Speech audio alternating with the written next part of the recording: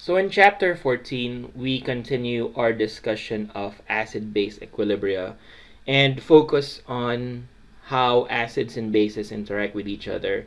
Um, when I say interactions, it can be a weak acid interacting with its own conjugate base, not via reaction though, but in a buffer system.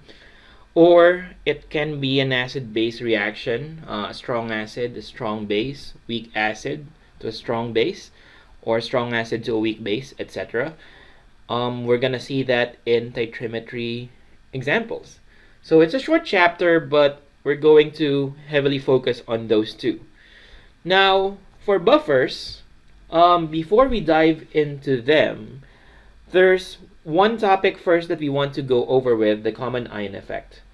So let's say, for example, you have this equilibrium in which you have acetic acid giving up a proton to water to form hydronium ions and the acetate ion.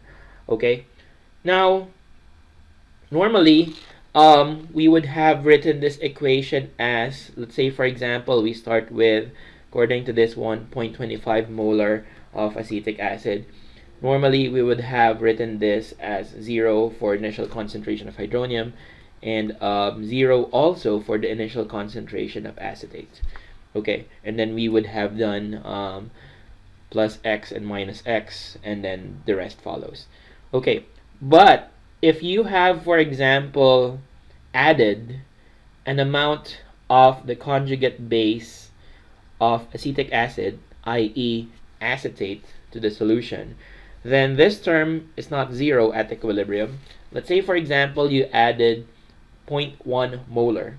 Okay, so your ice table actually becomes like this.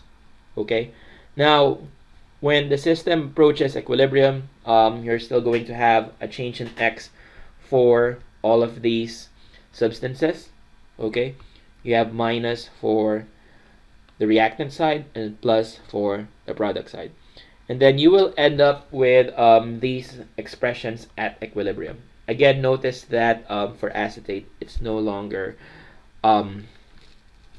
just x. It's actually 0.10 plus x. Okay, now when you write an equilibrium expression, this is the equilibrium expression, and you can actually express that in terms of the concentrations at equilibrium. X is the concentration of hydronium ions. 0.1 plus x is the concentration of acetate ions at equilibrium. And then 0.25 minus x is the concentration of acetic acid at equilibrium.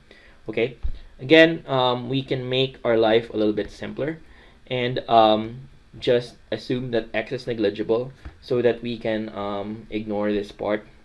And when we do that, the expression becomes like this. Okay, and then we can solve for x, which is equal to 4.5 times 10 to the negative 5 molar, which actually gives you a pH of 4.35. And if you actually calculate for the percent dissociation, as asked here in this problem, you'll actually get a value of 0.0174%, which, so you can see, it's much smaller than just acetic acid alone, which is 0.21. So basically, remember that according to Le Chatelet's principle, if you add more reactants to a system at equilibrium, it will try to get rid of the chemical stress by basically shifting the direction of the reaction to the left, basically to get rid of those excess reactants, or sorry, excess products which were added. And in effect, what you will find will be a lowered concentration of products and an increased concentration of reactants. That's why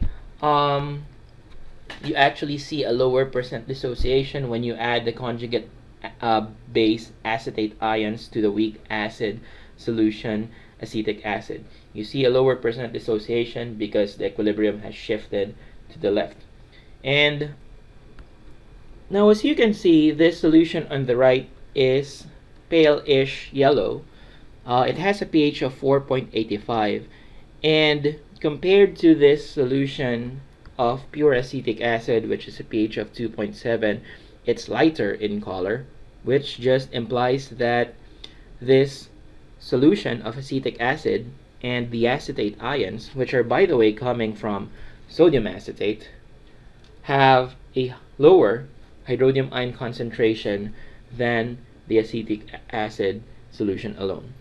And that's basically what buffers are. They are a mixture of a weak acid and its conjugate base, or a weak base and its conjugate acid.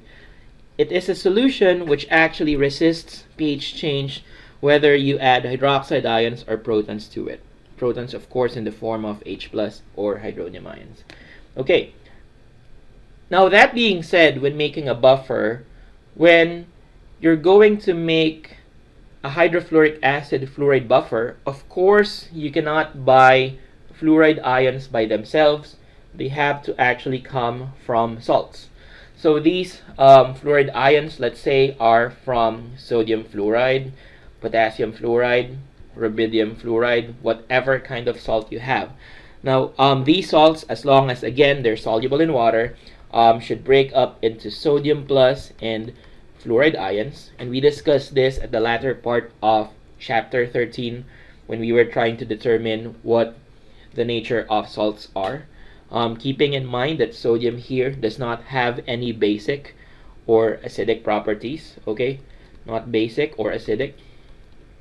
Again, the argument there was since sodium is the conjugate acid of sodium hydroxide, and sodium hydroxide is a very strong base. It doesn't want to accept hydroxide ions in solution because it wants to give them up right away as an Arrhenius base. Whereas for fluoride, fluoride actually has some basic properties.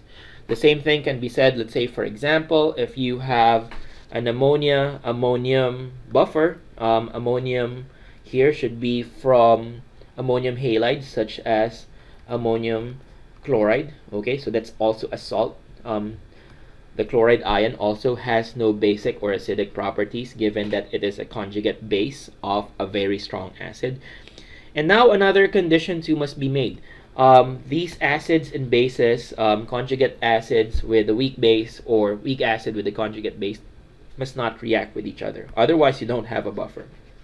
And again, I'd like to emphasize on the fact that here you're using weak acids or weak bases. Okay, let's say, for example, if you make a solution which is or which has nitric acid, okay, and nitrate ions in it, this is obviously not a buffer. Okay, but in your test, I might quiz you on questions such as, is this solution a buffer? Okay, in which the answer here should be yes. Okay,